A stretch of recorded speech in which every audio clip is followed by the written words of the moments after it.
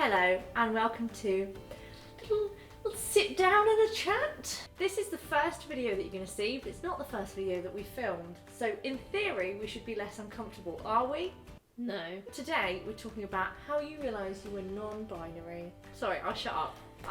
People aren't going to like me. No, that's what they want me. You're hurting my feelings. Anyway, growing up as a kid, I have an older brother who's 2 years older than me. So typically I was more likely to be playing masculine games and with toys. Because it's what you had from your brother, yeah. So during high school I never really fitted in with the girls group, nor did I fit in with the boys group. I also didn't fit in with like the others. I was just there. You were on your own? Yes. Oh. I was very much like an outcast and an outsider for whatever reason. Mm-hmm. And I knew in myself I was different, I just didn't know how and what made me different and to why other people didn't want to be my friend. Mm-hmm. And a little example of this is on a non-uniform day. It was just after my birthday. My mum bought me my first pair of Doc Martens. They're a shiny red boot, so rock up feeling cool as a cucumber, like in my new Docs, like, yeah, I'm so cool!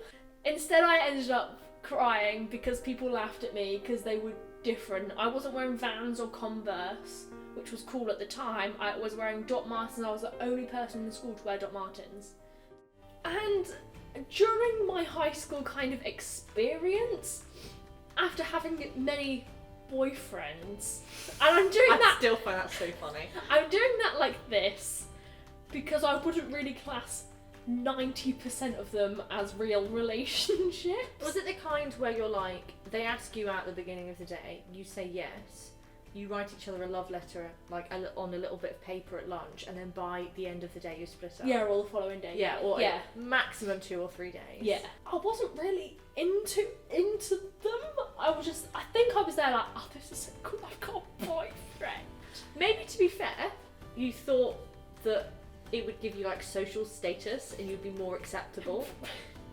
This isn't therapy, okay? Okay, sorry.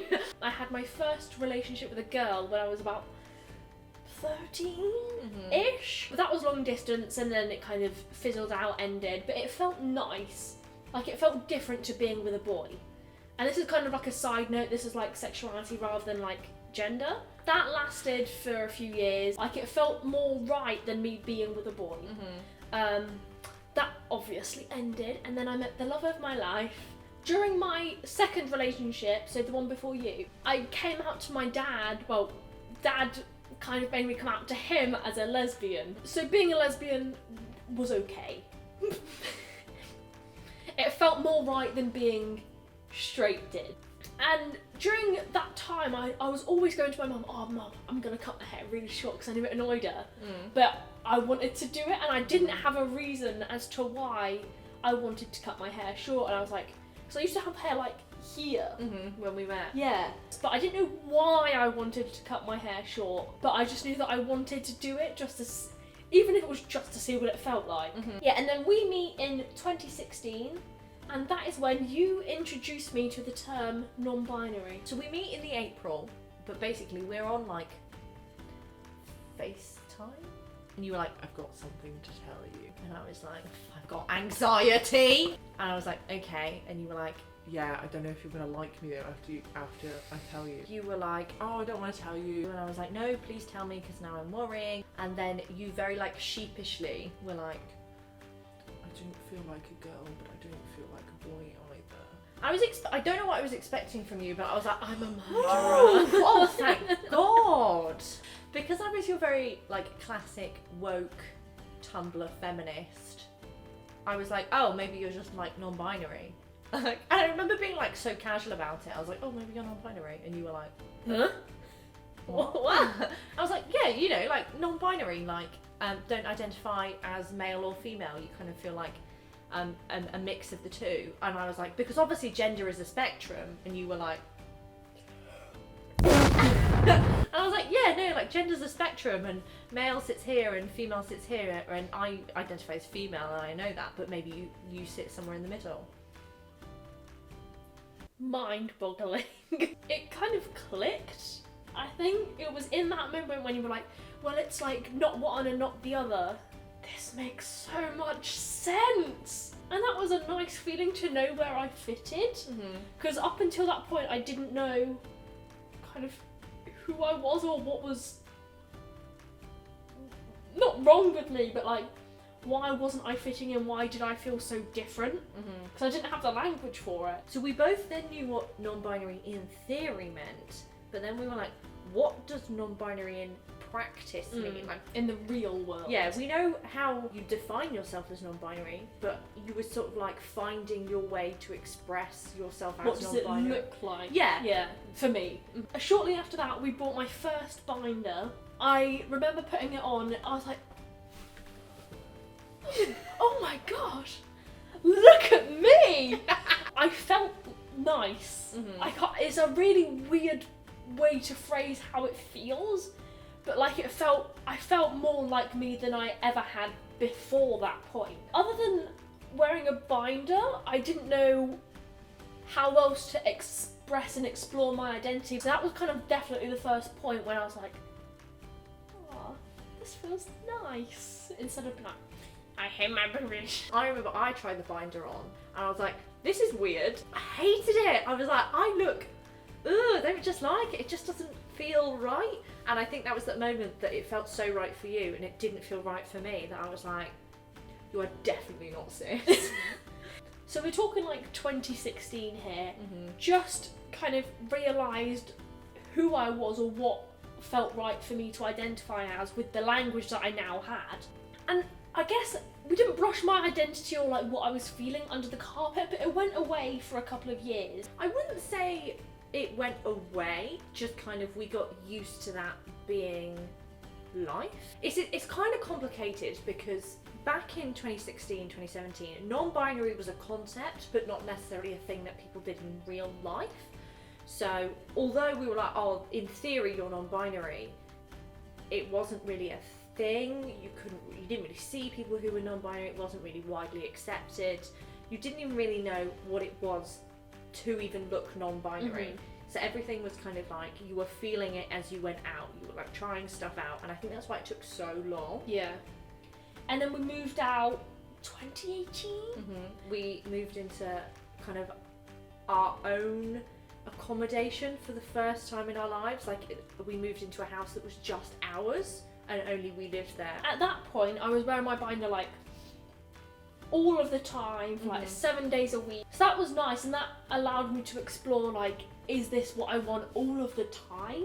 Shortly after that, we then discussed names. The only way I could describe it is my birth name didn't feel right to me anymore. I also didn't want to change my name, so we went for a shortened version of my name. And I think there was definitely a part of you that was like, I don't want to change my name for the inconvenience. Especially because I would be one of the first like trans person that they knew. Like especially in my family. So it was hard. Completely changing my name wasn't right for me at the time, so I went by a shortened version. And then a couple of days after that, I cut my hair. That was massive, kind of like shake in my family going, hi, I'm trans and also call me a shortened version of my name. Oh, did I tell you I'm getting my very long hair cut really short? Cutting my hair was one of the most prominent pinpoints when I was like, this was the right thing for me to do. I feel so much better and happier in who I am. You cut your hair. And I look like Sue Perkins. And you look like Sue Perkins. You look like a masculine Sue Perkins. And you said to me, you were like, I feel like me. And then we went. You just cried. And we went had a Costa and I cried. Partially because it was quite a big moment, I think, for us, and also because basically I'll just cry at anything and everything. Fact. We had then started the process into top surgery and getting referrals and meetings and consultations done. During some of those sessions, it was like, oh, my shortened version of my name doesn't feel right anymore. The way I described it to you was my birth name out of 10 was like a 0. My shortened version was like a 5, but I knew there was something better. But then I always wanted to call our kid Arlo, just really cute. But then I'm like, but I want that name. And we had this like really, really long talk, probably easily an hour or two, where you were like, I don't want to call myself that name because I want our child to be called that name. And I was like, okay, but hypothetically, what if we don't have children? And then you'll always regret not taking that name for yourself. So there were 3 that we whittled it down to, I think. And then, so over the space of a few days, you were calling me all these different names, but the one that I kept going back to, and we did a roulette wheel, and I was like, I don't care which one it lands on, whatever one it lands on, I'll choose. And it landed on the 2 other names, I can't remember what they were, and I was like, I really hoped it was Arlo. The name Arlo kind of feels right for me, because it encompasses all of, like, my quirks. Like, it's an unusual name, I would say. For an unusual person. Exactly, and that's why it felt so right. December 2019 is when we officially changed my name. New Year's Day 2020 is when I come out to everybody I know on Facebook. Yes. But we have come out to your family Before that. before. It wasn't like they found out too. I wrote a massive spiel like, hi everyone, this might be a surprise to some of you. And then 3 months later, March 2020, got them chopped off. Yeeted the teated. Yeet The teat. Teat the meat. Teat the yeet. Yeetus Titus Completus. That's the one. And then I haven't looked back since. And I think my identity has only like become stronger and like more. I've been more confident, especially whilst doing Splodge. Just because I'm like, I'm not the only one, kind of thing. Like the change of you from when you presented femininely, like I guess I do now, to how you present now is massive. You were very sad, and now you're not nearly as sad. I'm less sad. Give our dear viewers watching some advice for if they think they might be non-binary.